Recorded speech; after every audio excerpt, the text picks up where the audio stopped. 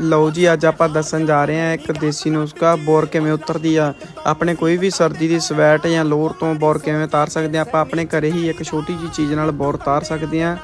ਸਿਰਫ ਇੱਕ 10 ਰੁਪਏ ਦਾ ਰਸ ਦਾ ਪੈਕਟ ਆਉਂਦਾ ਜੀ, ਜਿਹੜਾ ਆਪਾਂ ਚਾਹ ਨਾਲ ਖਾਂਦੇ ਹਾਂ। ਦੇਖੋ ਜੀ, ਆਪਾਂ ਇਹਦੇ ਨਾਲ ਬੋਰ ਕਿਵੇਂ ਉਤਾਰਦੇ ਹਾਂ ਜੀ। ਸਿਰਫ ਇੱਕ ਰਸ ਲੱਗੂਗਾ ਜੀ, ਬਾਕੀ ਤਾਂ ਆਪਾਂ ਚਾਹ ਨਾਲ ਹੀ ਖਾਣੇ ਆ ਜੀ। ਇੱਕ ਹਿਸਾਬ ਦਾ ਫ੍ਰੀ ਦੀ ਤਰ੍ਹਾਂ ਬੋਰ ਉਤਰ ਜੂਗੀ ਜੀ, ਕੋਈ ਆਪਾਂ ਨੂੰ ਪੈਸੇ ਇਨਵੈਸਟ ਕਰਨ ਦੀ ਲੋੜ ਨਹੀਂ ਜਾਂ ਕੁਛ ਵੀ। ਲਓ ਜੀ, ਆਪਾਂ ਬੋਰ ਉਤਾਰ ਕੇ ਦਿਖਾਉਂਦੇ ਤੁਹਾਨੂੰ ਮੇਰੀ ਪੁਰਾਣੀ ਸਵੈਟ ਤੋਂ। ਇਹ ਦੇਖੋ ਜੀ ਬੋਰ ਕਿਵੇਂ ਉਤਰੀ ਆ। ਬਸ ਕੱਲਾ ਰਸ ਨੂੰ ਫੜ ਕੇ ਆਪਾਂ ਸਾਰੇ ਕਿਤੇ ਰਗੜਨਾ ਹੀ ਆ ਜੀ। ਇਸ ਦੇ ਅਕੋਰਡਿੰਗ ਤੁਹਾਨੂੰ ਸਾਰੀ ਫਿਨਿਸ਼ਿੰਗ ਵਗੈਰਾ ਚੈੱਕ ਕਰਾਵਾਂਗੇ ਜੀ। ਪੂਰੀ ਤਰ੍ਹਾਂ ਬੋਰ ਉਤਰ ਜਾਂਦੀ ਹੈ ਜੀ। ਚੈੱਕ ਕਰੋ ਤੁਸੀਂ, ਪਹਿਲਾਂ ਬੋਰ ਕਿੰਨੀ ਸੀ ਤੇ ਹੁਣ ਕਿੰਨੀ ਹੋ ਗਈ ਆ। ਪੂਰੀ ਫਿਨਿਸ਼ਿੰਗ ਆ ਜਾਊਗੀ ਜੀ। ਤੁਹਾਡੀ ਕੋਈ ਵੀ ਸਵੈਟ ਹੋਵੇ ਜਾਂ ਕੁਛ ਵੀ ਹੋਵੇ, ਤੁਸੀਂ ਇਸ ਤਰ੍ਹਾਂ ਆਪਣੀ ਸਵੈਟ ਜਾਂ ਲੋਰ ਤੋਂ ਘਰੇ ਹੀ ਬੋਰ